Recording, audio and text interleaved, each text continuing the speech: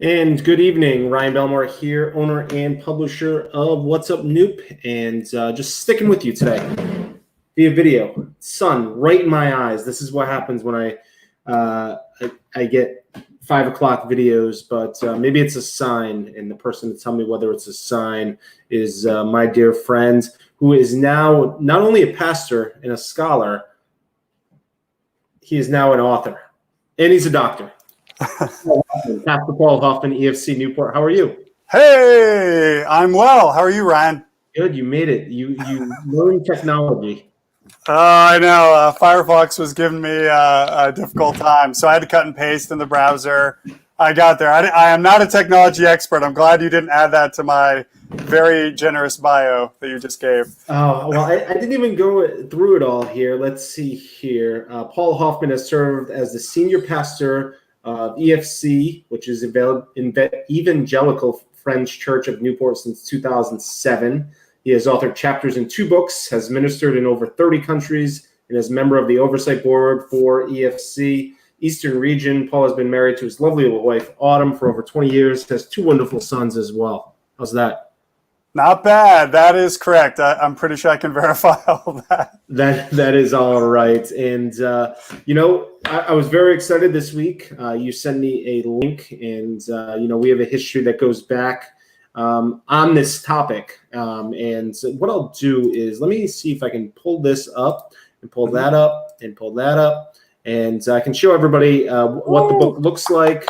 And we could talk about other places to get it if, Amazon is not the, if there's a better option than Amazon. But you have a new book out, and, tell me how you got to this point.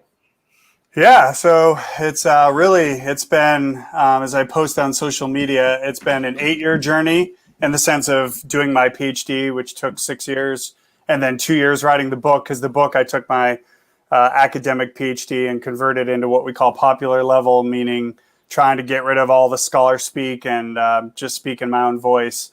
So 8 years in the making, but the book goes back to very formative events in my life growing up.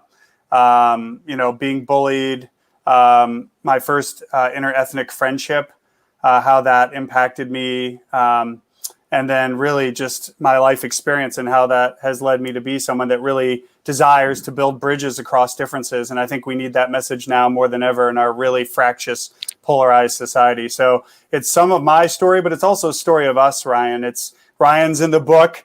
That's not why I have you on today.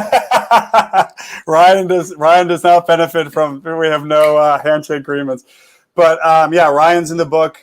Just because we've done, Ryan and What's Up Noop, I want to give you guys total credit for covering significant events in our community. Of course, you've covered virtually everything, but especially events relating to faith and people of faith stepping up and speaking out during some pretty difficult times in the last couple of years about what's going on. And every time we've tried to pull the community together around something, you've always been there. So I just want to thank you for covering that, because I think we need more positive stories, more healing stories. And we need people to know that all is not bad in the world, and there are many good things. We have a lot of challenges, but there are good things happening here in Newport County. Well, and thanks. We can finish now. Now that I got my kudos, we're done. We're wrapped up. That's a wrap.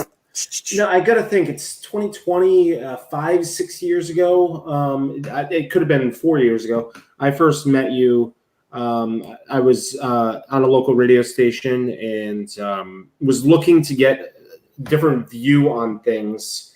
I believe at the time it may have been, unfortunately, school shootings, or there was a recent church shooting that I had you come on to talk about. Yep. But give us a little, for those that don't know you, you've been out there and involved with or participated in all of the recent walks and, the Black Lives Matter and, just give us a little history of, what you've been doing in the community and where a lot of this comes from. Yeah, so our church goes back, Evangelical Friends Church. I've been the pastor here since the beginning of 2007. And but the history of our church probably goes back to the old Quaker meeting house there in downtown Newport, that big white barn is what we call. We're pretty sure our roots go back there. And part of our Quaker history is one of involving ourselves in social issues. So Quakers initially did have slaves, but then they realized that was wrong, immoral, and they actually became strong abolitionists.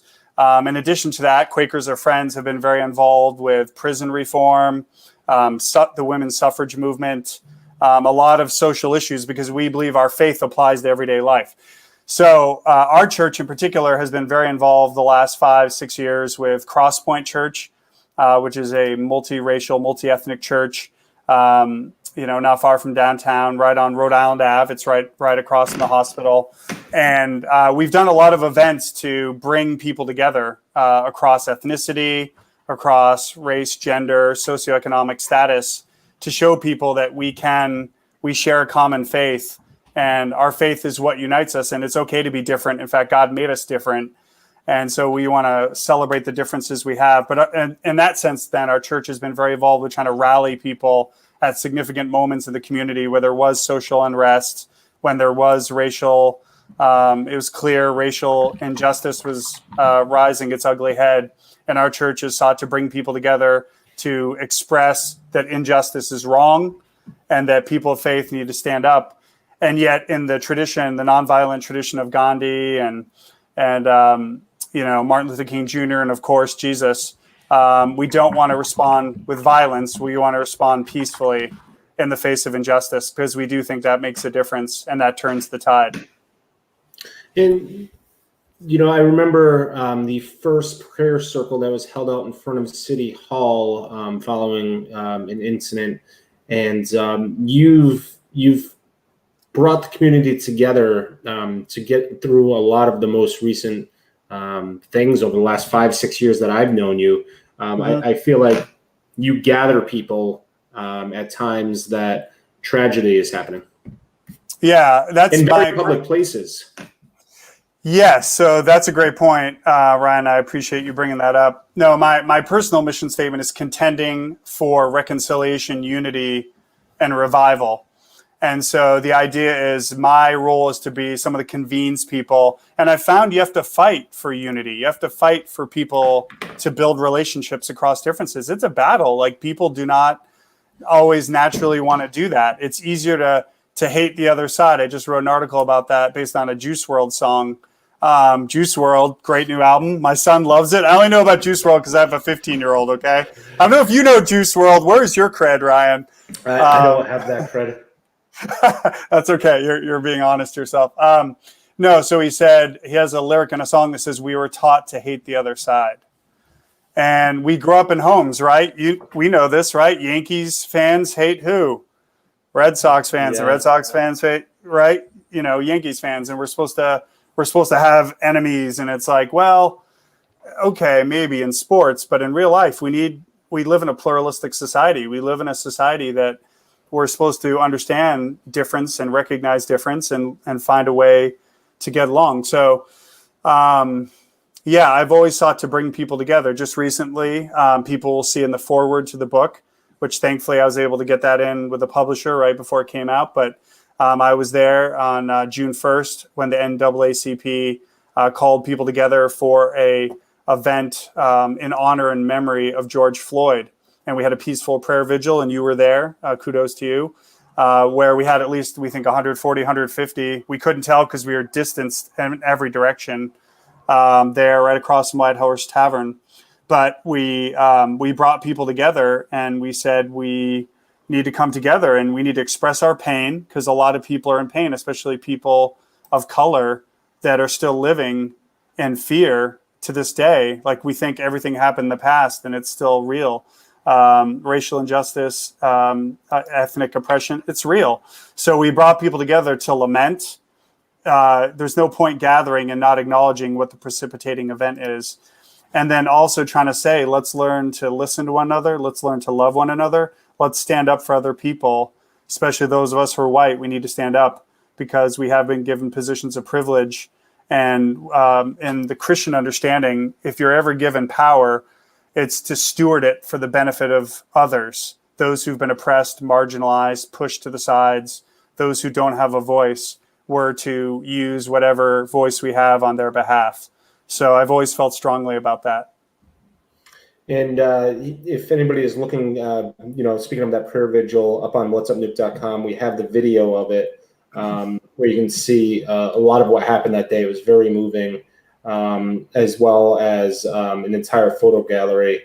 And once my internet catches up here, you'll see some photos, including people of all denominations and all faiths. Yep. Praying and getting together, and there you are. That's me, and that picture is in the book as well. And yours truly, that is Ryan Belmore, not me truly, but Ryan took that and gave permission to put that at the beginning of the book. And that's me holding the microphone for Pastor Stephen Robinson of Cross Point Church. And we've been on this journey for over 14 years now, and I've learned so much from him about what it's been like for him growing up as a Black man in Rhode Island and all the challenges he's faced even to this day with racial profiling and, how he ministers to people in his church. And it was an honor to hold up the microphone for him. He actually called me up front with him. He called me that day. I was planning on going, and he said, guess what? The NAACP is asking for you. And I said, wait a second, I'm not the token white guy here. And we just started laughing because we can joke that way. We have a very good friendship. And I was holding up the microphone because he wrote a poem about his own pain, and he shared it. And it was a very healing event. And what I thought was beautiful was a lot of people were weeping and expressing their emotion because it is a very emotional time. The death of George Floyd and so many others, which were clearly immoral, unjust, they were murdered, and it was just totally wrong, is horrifying that we're in the year 2020 and things like this are happening in America. And so I thought it was very healing in the sense of people are expressing their emotions, and we need to do that, but we need to find constructive ways of doing that. We don't want to take out our anger on other people in unhealthy ways, but we want to direct it toward working toward greater justice here in our community of Newport County, across New England, the United States, and the globe. You mentioned that, the book took 8 years to create. When did you know, you wanted to write this book, and why was it important for you to do? Thanks for asking that. Yeah, it's been in my heart for a long time because I don't know why. I feel like I've always had a heart to reach out to people who are different than me. And I think some people have that as a gift where they're just more empathic or they want to know what other people's experiences are like. Not everybody has that. Some people have to work harder to develop it. Some people I think may be more curious. But one of the reasons I wrote the book is I've experienced poverty. I've been bullied. I've had friends experience racism and injustice and be mistreated just for the skin of the color of their skin. And so I've experienced this personally, both as a human being, being picked on, even though I'm a white male and I understand the privilege as best I can, the privilege surrounding that. But I've been bullied. I've been picked on. I've had that happen to friends. And then I think, when you read the teachings of Jesus and you look at the life of Jesus, someone that laid down his life for others, who sacrificed for others and showed us that is the greatest measure of love, is to sacrifice on behalf of others. And then I've read many of the teachings of Martin Luther King Jr., which I find tremendously inspirational. I'm not trying to cop him. I'm not trying to take from him, but I've learned so much from him. I've been discipled by a distance. In fact, I took a class when I was in seminary at Boston University School of Theology, and it was a class on African-American preaching and worship by an acolyte of King's, a guy that actually studied under King. And I was actually a minority in that class. I was like one of the few white guys in a class of mostly Black people. And it was really beautiful how they embraced me, how they welcomed me, how they taught me. And every time I went to that class twice a week through the course of a semester, I walked by Dr. King's statue out front of Marsh Chapel, because that's where he got his PhD at the Boston University School of Theology. So I've also spent a lot of time overseas, Ryan. I've been to 33 countries on 4 continents. I've lived in Israel. When I was a junior, I spent a semester in Jerusalem, and I'll never forget that an extremist set off a bomb in the Shuk, which is the modern market in West Jerusalem, which is like the modern part of Jerusalem. And we all had to get on the phone and call our parents because all of our parents were freaked out. Like you're just going to study the Holy Land, but when you go there and you see all these cultures, Christianity, Islam, and Judaism mashed together, and how they're trying to coexist over thousands of years of very complicated history, it really opened my eyes to what's going on outside the United States and across the globe. And then when something like a terror attack or something like that happens and it gets real, I happened to be sleeping in that morning. I wasn't there that time, but I'd been in the Shuk many times. And you got to call or email your parents to be like, I'm okay, I'm safe. It just awakens you to how much freedom we have in this country, and yet the challenges that people across the globe have. And I've always wondered, how can I steward what I've been given and try and share it with others? So all that to say, that led me to doctoral studies at the University of Manchester, where I got to study in a very diverse environment at the University of Manchester, people from all over the world doing doctoral studies, different experiences, Africa, Asia, South America, different parts of North America. And when you learn about their experience and the challenges they face, again, it challenges me. And I say, what can I do with what I've been given to speak up for others or ring the bell about what's going on around the world, and try and at least alert people to what's happening and try and be a source of healing, goodness, unity, and reconciliation. So the book was, in a sense, the culmination of my academic studies, because I studied reconciliation. And I studied, in particular, a pastor in a church in New York City and what they were doing in their unity movement there.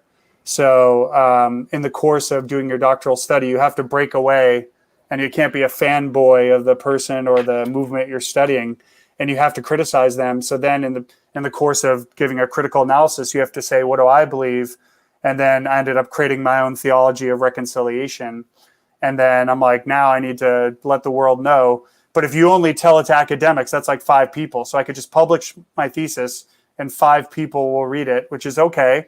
Those are people in my field of study, but I'd rather convert what I know and try and put it in what we call layman's terms, or just, everyday language, because scholarship is mostly just about fancy words. It's all about technical verbiage. So, and so then it was terrible because it was a labor of love. I had to convert ideas academically and convert them in a way that hopefully, and I believe will prove to be the case, everyday people on the street can read it and be like, okay, I get where he's coming from. And, oh, those are good ideas as to how I can make a difference and build bridges across the divides in our culture. Yeah, and talk about the title of the book a little bit, and how you came up with that. With everything going on, and my other thought is there seems to be a lot going on. In I guess the last 8 years I've been doing this news business. And it always seems like there is something going on that would change your opinion or what you're writing in this book. Right. Do you constantly have to change it as things go on, or? Yeah, that's a great question. So part of it, no, because, well, a book, yes and no. It's a really thought-provoking question. A book is, well, this now as a homeowner, right? Congratulations, by the way, Thank you. There in Portsmouth. You're going to find out homes are a never-ending project, right? You can always paint something, fix something, tinker with something. A book or a PhD thesis is the same. Down to the wire, you can always be, tinkering with things. And what do I add? What do I subtract? Great writing is about, editing well. I actually had a writing professor in college that say, you got to kill your babies. Sometimes in writing, and you know this as a journalist, you got to take out the things that sound cool, but maybe they're superfluous. Maybe they don't add anything to what you're trying to convey. Sometimes it's better to be sparse with words. But in a sense, there was no, because a lot of what I'm trying to talk about is a biblical understanding. So the Bible's a 2,000 year old, at least 2,000. The argument can be made 300 to 3,500 years old.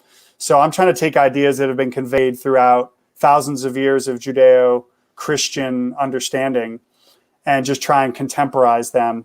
But those ideas have been the same, going back to Moses, the same to Jesus, Augustine, St. Augustine, and so forth and so on. So some of it would not change because I'm building on what other people have been saying for thousands of years, but just trying to put it in ways that people who are non-academically trained theologians and lay people would totally understand. But yes, the contemporary examples are hard because over the course of 2 years, there's so many things I could use. And then you have to say, okay, I can't say it all. So what am I going to narrow down to? I do address social media in the book. I say that I do address politics and social media, but I try and address them from, a more wider critical stance. Why are they at times fomenting our divisions? What is it about politics? And I look at other scholars, what they have to say about, politics is what's called a mega identity now. It used to be that you voted based on ideas. Now people's party has become such a significant part of their identity that Democrats and Republicans, they've done these studies. Democrats live in one part of the city, Republicans live in the other part of the city or the suburbs of the country. Republicans wear, what's the jean that Brett Favre wears? Wranglers. Democrats wear Levi's. Republicans go to, Starbucks. Democrats go to Starbucks. Republicans go to, Dunkin' Donuts. Like, it's really crazy. Like, people are creating lifestyle silos around their party. So I'm trying to point that out and say, as Christians and people of faith, we don't give allegiance to a party. We give allegiance to God. And that's really important. And then I talk about social media, how it's actually is being used to coarsen our discourse.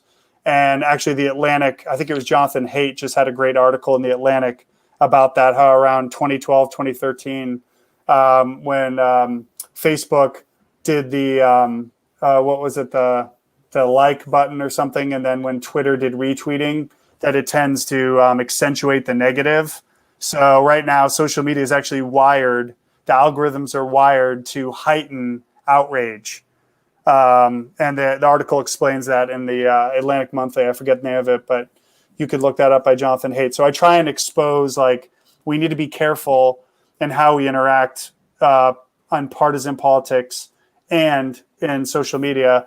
And then I address some of the hotbed issues, race, class, and gender, or human sexuality. And I said, these are three areas that actually the Bible talks about. The Apostle Paul, who is who my parents named me after. And I thank them in the book for setting unrealistically high expectations. How am I ever going to be as great as St. Paul? Why did you name me after St. Paul? I literally, razz my parents about that. I'm like, I can only go down.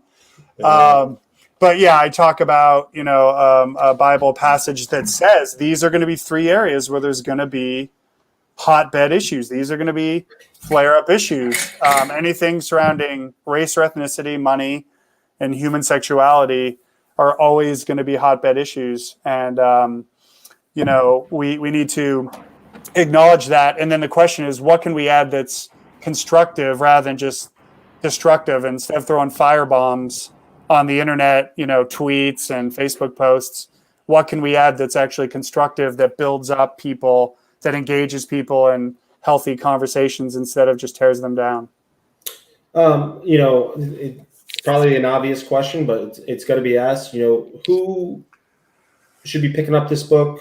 Who did you write this book for? Who could use this book? Who would it be helpful for?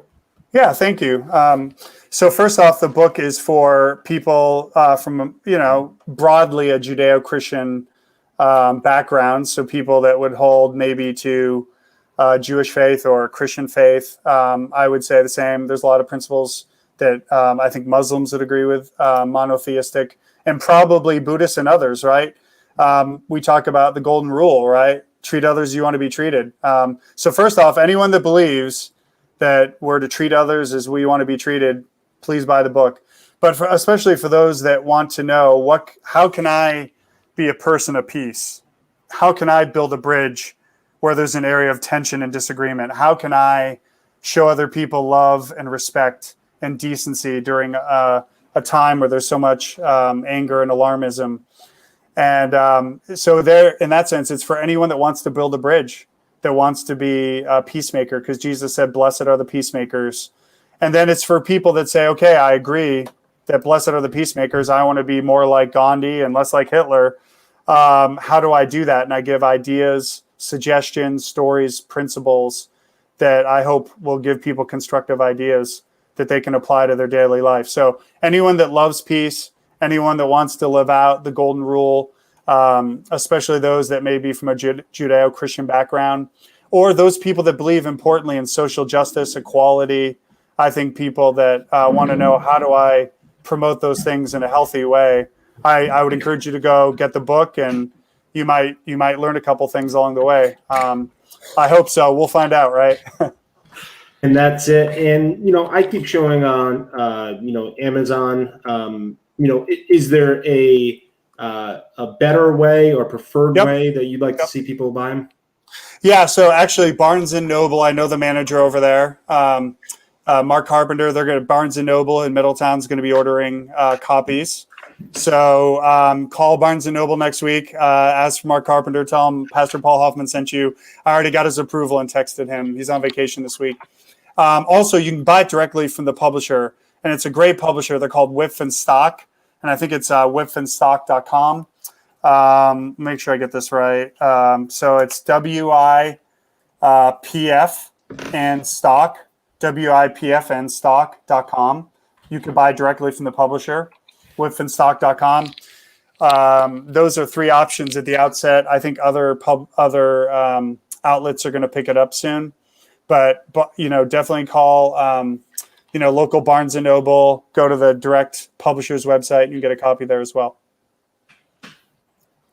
Excellent. And I'm just looking up on that website, and there is a Paul A. Hoffman and a Paul E. Hoffman. Definitely A. So if you click on Paul A. Hoffman, or you type in Reconciling Places, that should pull it up. They're a great publisher. They're a publisher for more emerging writers. So, if you're writing your first book and you're not nationally known, or, they love to pick up a little bit of upstart people, high quality work. They're very selective, but also fresh ideas, upstart. And they have a number of different imprints too. So they're out in Oregon, been phenomenal to work with. And again, if any of you out there get it, you will definitely get some Ryan Belmore stuff in there. You get to see a great photo Ryan Belmore took. By the way, we reference Ryan's, I think it's been viewed over 9,100 times when Ryan Facebook Lived on June 1st, the vigil, the peaceful prayer vigil for George Floyd, over 9,100 times. And that was picked up by a lot of people. That inspired a lot of people in our community. I want to give a shout out to Ryan for covering the things that matter in our community. And he's also on the first page of the book as well, because he always shows up. We had a prayer rally back in 2016 when, in the course of a week, there was 2 different police shootings of African-American males. And then there was the same week, there was a shooting in Dallas where police officers they're actually trying to protect peaceful protesters of the police shootings. 5 police officers were shot. I think that was July of 2016. And then we did August of 2017. Ryan showed up and we did a peaceful prayer vigil to speak out against hate. So it was Unite to Pray Against the Right. And we were basically gathering to pray against what took place in Charlottesville, and that tragic situation where that young lady lost her life, and how everything played out politically. People are so outraged. We called people together and we had a rally on the front steps of Newport City Hall. And again, Ryan, I'm so glad you covered that along with many other outlets. And again, right now, just so you know, the latest thing we're doing, a little shout out, is every Thursday at 3 p.m., we have permission from Newport City Hall and from Newport PD. We're having Blessed Be Newport County. So we're doing this again. 2 weeks ago, this past week it rained, so we didn't have a huge turnout. But 2 weeks ago, we had about 20 people that showed up from like 8 different churches, racially diverse, different ages, different socioeconomic and educational backgrounds. But we meet every Thursday now through the beginning of November, through the election. It's a nonpartisan event, but we're praying through Jesus's Beatitudes in Matthew chapter 5. And it's every Thursday, 3 p.m. in front of Newport City Hall. We're going to Facebook Live it. So if people want to tune in, we wear masks and we socially distance. But we're praying through the Beatitudes Blessed are the poor in spirit. Blessed are those who mourn. Blessed are those who are persecuted for righteousness. Blessed are the peacemakers, for theirs is the kingdom. So we're praying because, again, people need a safe place to come. And last week, a woman spoke up just about, her sadness over how many people are being mistreated in our country right now, due to sexuality, due to race. And she just is heartbroken, and she just wanted to come, as a vote of support and just say, we need to have more healing events like this. What has it been like as a pastor in 2020, with, the church is known as a place where you go and gather with people. And so far this year, you've had COVID-19, but you'll also have all of these other issues that people who believe have the need to get together. You have the George Floyd and the Black Lives Matter and politics and death. And what has it been like as a pastor in 2020? Wow, that's a loaded question, Ryan. That might be another conversation for a fuller explanation, but it's been hard. I mean, people forget we're people too. We have to work through our own sense of grief. A lot of people are grieving right now because so much of our lives, for many, has been taken. And again, I'm a white man with privilege. Like, I don't think my life has been changed nearly as much as many other people who've lost their jobs, who've had so much taken away. I'm so concerned about the school system situation where so many kids, and we've been praying every Thursday for our teachers and for God to give wisdom to our politicians, to our school boards, to the teachers, to the students, to the parents, because that's a big mess I know you've been covering well. And so many kids, right? They get their meals, 2 meals a day at school. They get socialized at school. School is safer than home. And so as a pastor, you're just trying to, process your own emotions about it. My kids are out of school. They're trying to figure out how to do online school. It's different when you go, 1 week in March, you preach live in front of 2 groups of people at 9-11. And then the next week you talk into an iPhone at Thursday at 2:30 to record your sermon. But the week before you were basically preaching to live people. And then you're trying to reach out to people. You're trying to check on their mental health, safety, and well-being. We're hearing now that the CDC has been saying that 1/3 of Americans, and I think this was pre-COVID, but it's being accentuated by COVID, 1/3 of Americans are struggling with depression and anxiety, like clinical level depression and anxiety. And so I'm trying to work through my own stuff. I'm trying to help other people work through their stuff. And I'm trying to learn, what is it like to hold services. And we started regathering on July 12th, but we can only have, 55 people in a sanctuary that seats over 200 because of masks and social distancing, which we support. But, everybody's like sitting in different areas, and they're used to sitting together and being together and hugging and high-fiving. And now we all have to keep distance. So it's a really weird time. And just like a lot of other industries, we're having to reinvent what we do, because we used to do it one way and now we have to do it another way. So it's been challenging, to say the least. And I'm still trying to find my way through it and figure out my way through it, and then try and just help other people cope as they go through it.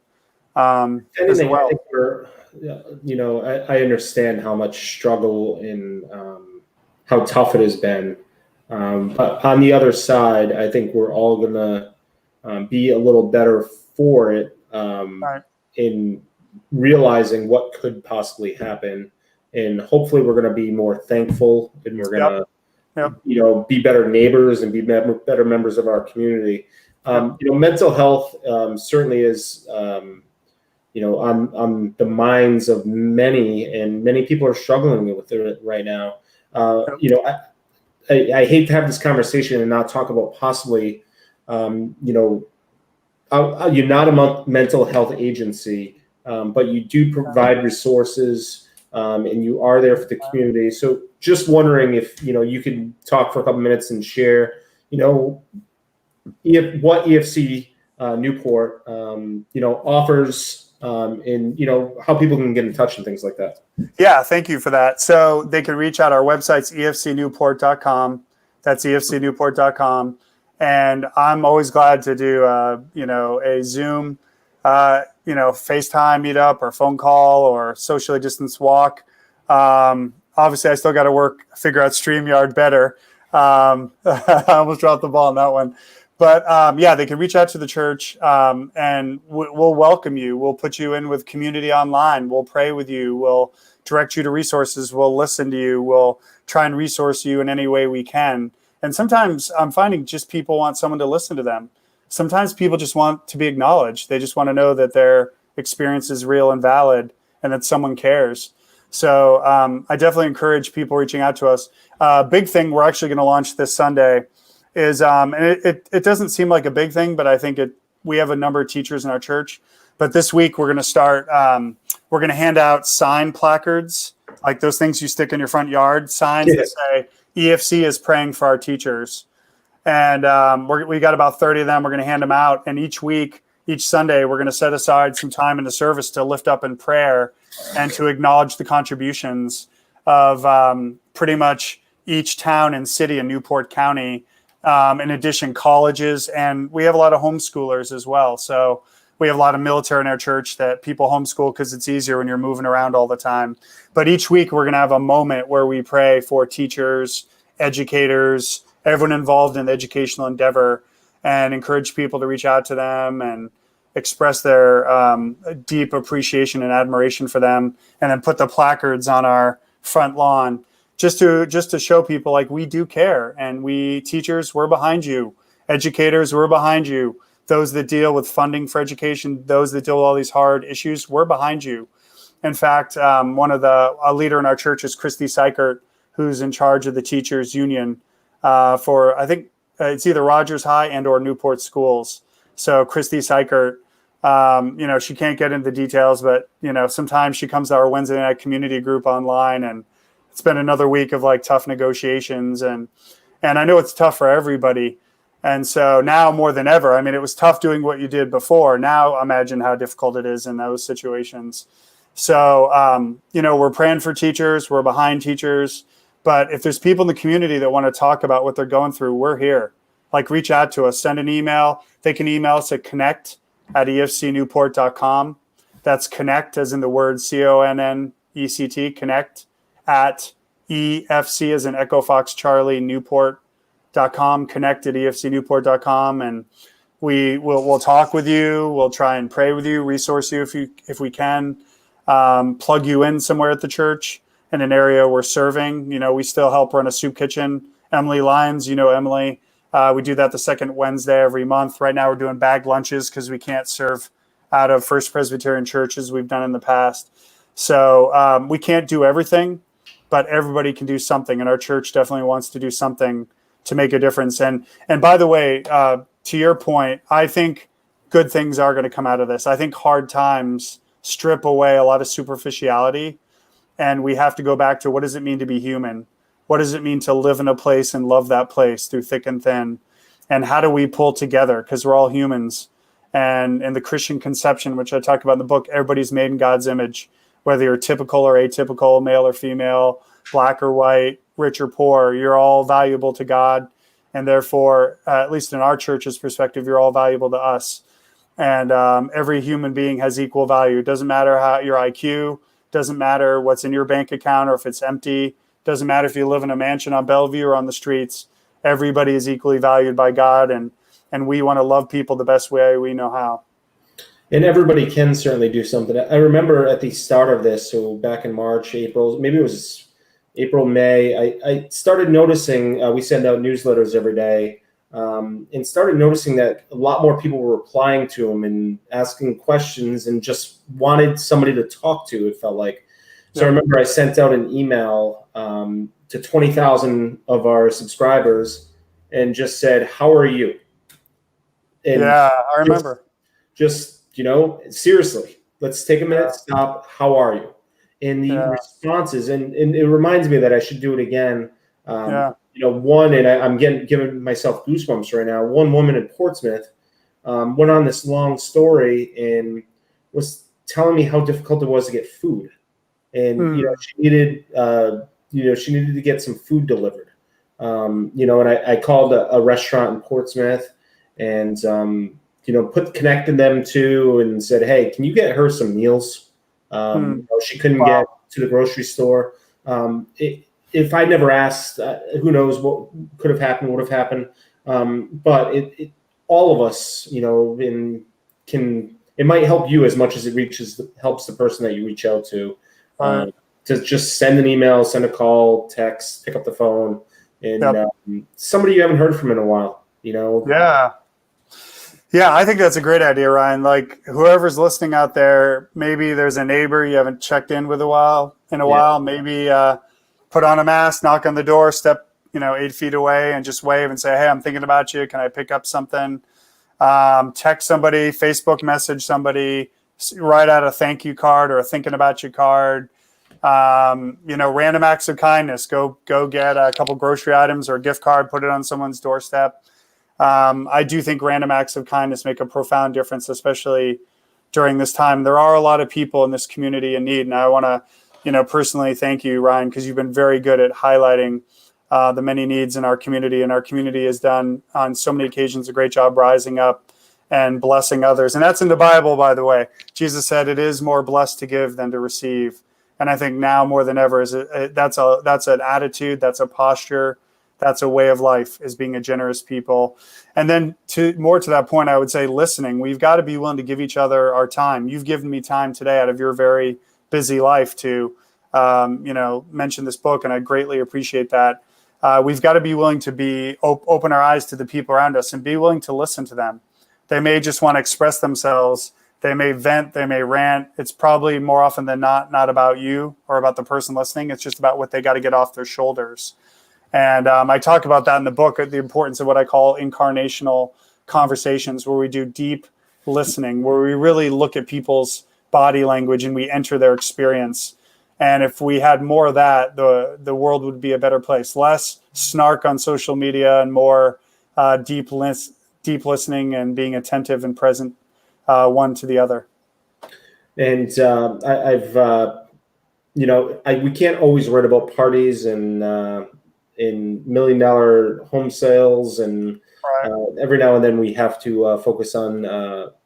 We try to focus on the entire community, and there's certainly plenty to focus on. I pulled up on the whipandstock.com the book.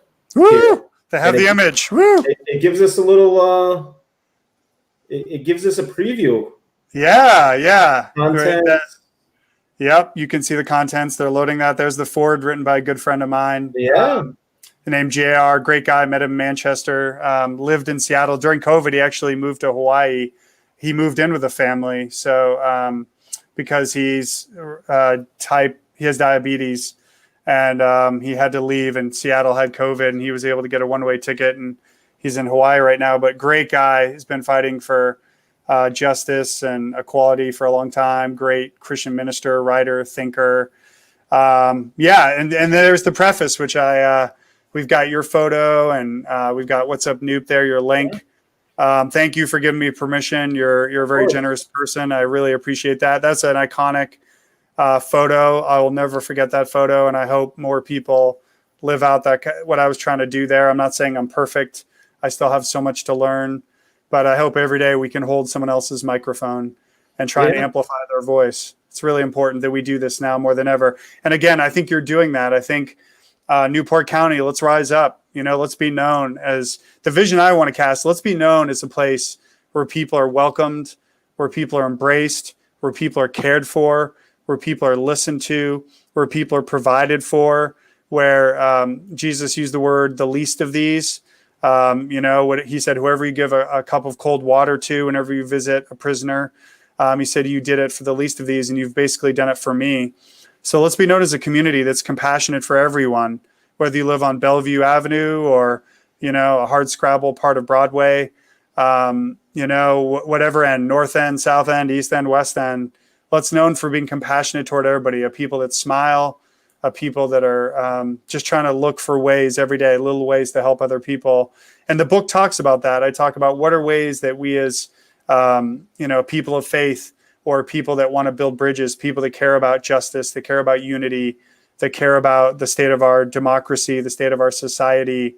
What can you add? You can't do everything, but you can put a brick on a wall. You can tear down a brick. There's good walls, right, that keep out bad things, and there's walls that need to be taken down, and sometimes we need to take a brick off a wall as well. But Newport County, I want us to be known. My vision has always been that Newport County will be known as a place of truth, beauty, meaning, justice, reconciliation. I'm glad we have a great Gilded Age history. We know there's a dark side of that, obviously, because we have a history of the slave trade here. But I want our where we live to be known for more than just great restaurants, a fun place to come visit mansions, more than just for the Tennis Hall of Fame, more than the beautiful ocean. By the way, these are all great things, but I want our community to be known for the quality of the people and the kind of environment that we create in the here and present, not just the past, but in the here and now.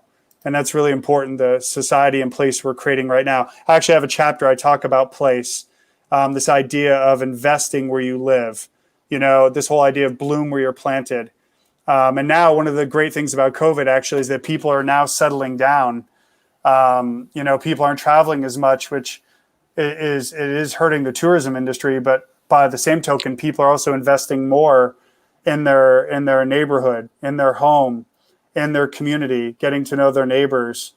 One of the difficulties of our transient society is, and I'm probably the most guilty. I've been to 33 countries. I swear I've been to more places outside. I don't even know if I've been to every county in Rhode Island. I don't think I've been to every town and city. What? There's 39? 39. There's 39. I've been to 33 countries. I don't think I've been to all 39 cities. And, so I have a book tour. The book tour, the Ryan and Paul. By the way, Ryan, I heard some good news happen to you recently. I'm going to embarrass you a little bit. I heard you've been getting some new things going on. Have you been talking about that, or am I embarrassing you here? I don't know. What do I got going on? I have a new dog, a new house, a new wife. Yeah. Man. Congratulations. What I want Newport County to be known for is like two newlyweds, man. I want Newport County to have as much love as there must be in the Belmore house. New marriage, new house, new dog. Man, I want that love. That's what I want spread all over Newport County, man. We had a busy July. Yeah, that's for sure. What's funny is some of the things you were talking about. We've been doing these candidate forums or candidate interviews where we've been spending just about an hour with each candidate for Newport City Council. And hopefully, if my sanity stays, we'll keep moving our way through the island. But, some of the questions we are asking and, the answer you just gave about making Newport and the island more attractive and affordable. Right. I hope some candidates are watching because that answer is probably the best answer I've heard. So we've been asking a question like this. Nice. And we've also been asking this one here. Wow, that's a great question. So if people haven't heard or watched any of them, they're all available on whatsupnuke.com. We have this. Yep, that's a great question. Is of course, things like that. Of course, there's education, climate change. Yep. But hopefully, some of the candidates that are still scheduled are paying attention to your answer. Yeah, and the candidates, affordable housing. We've got to. I've had too many people move from here. Yeah. Great parishioners that couldn't afford to live on this island, and I've had staff people move because they couldn't afford to live here. It was much more affordable to move back home. So yeah, I think affordable housing is huge. I do think diversifying the economy is huge, making it more walkable, bikeable, equitable on many different levels is absolutely critical because real estate here, it's an island. So by definition, real estate's going to be expensive because it's limited. We're bounded by water.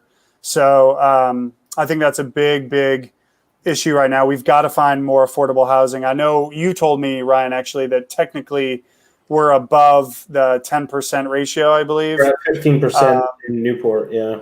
It's 15? We're at 15. It's 18. We're at 15 and it's 10 that you're supposed to be at. Yeah, but here we need it more because the prices here are even crazier than Maine, the West Bay. the other part of Rhode Island I call like the non-island part, or the West Bay and western northern Rhode Island. Like it's expensive there, but if you get inland a little bit, it's drops precipitously. It's way more affordable. But the island, I think, in Newport County in particular, we need to find a way and sustainable for the environment. That's something I wish I had more time in the book, but creation care. Unfortunately, climate change has been too politicized. For Christians, it's right in the Bible, Genesis chapters 1 and 2. It tells us to care for creation. It doesn't say trash it, abuse it, spray paint it, just, spend it and throw it to the side.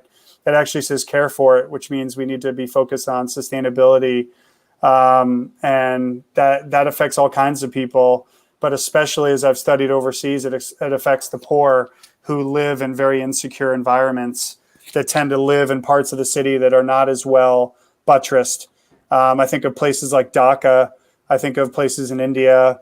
When they have flooding, it hits them. Same thing in America, right? Parts of New Orleans have still not been rebuilt, sadly, after all the work that's been put in. So I think that's important as well. If we could find one issue that was like a Venn diagram, if we could find some way to employ people to build affordable housing and it was like environmentally friendly, politician, that's $1 million idea. If you can come up with it, just draw the Venn diagram of the top needs. We need jobs, we need affordable housing and environmentally friendly housing. If you can get initiatives with home builders or rehabbing houses and employing people, that would, increase more places that are affordable to live and employ people and make it so that it's more environmentally friendly than perhaps an existing structure is. I think, there's a lot of things we can do. And I think the key word I would say for Newport County, the question I think about it as a theologian is the idea of flourishing. What will it take for Newport County and southern Rhode Island and all of Rhode Island, of course, to become a place where everyone has the opportunity to flourish? And this place is known as a place where people come and they flourish. They have a good quality of life and they have opportunity and it's equitable and just. And that's something we must never stop working towards. I want to get your take on this. And I should have done full disclosure at the beginning. While I don't practice at EFC Newport, I am friends with Paul, if you haven't picked it up. And he also did have the honor of marrying Jen and I, but somebody just came up with an idea, and I brought all that up because Sue, who owns Salvation Cafe, says this. Yes. Well, could you co-host with Ellen? Could you do it? Maybe. She's cleaning house, I guess, after all the executive producers were. But I would vote if she needed to take a break. I think she could take a sabbatical and let you be the next host. So there you go. I fully support it, or you guys could co-host. I think you'd have a great repartee. Yes, I put in my vote. Jenny Lynn. Thanks, Jenny Lynn. Ryan and Ellen. I don't know if how would we brand that, Ryan? You're the branding guy. How do we brand that? I don't know. I'll have to look at that. But here is the book. People can grab it on Amazon. They can grab it on this website here. They can reach out to you and get a copy. And, it will be a good read. And what do we got here? 2 bridges. Yeah. So Converging, I gave them an idea, the publisher an idea. The bridge was actually, by the way, I love Newport so much. The Newport Bridge is a diagram for the model I lay out. I use the Newport Bridge as a diagram for what I want to say. And so you'll find that, I don't know if it gets you into there to page 12. I think it's page 12. I can show you in my galley. Actually, by the way, I saw them Whip and Stock. It's Whip and Stock, WIPF and stock.com. They sent the books. Yeah, do you get the diagram? Is it there? Or what page is it? I forget now. That's terrible. 12. Yeah, page 12. We've got the diagram of the Newport Bridge. I love it that much.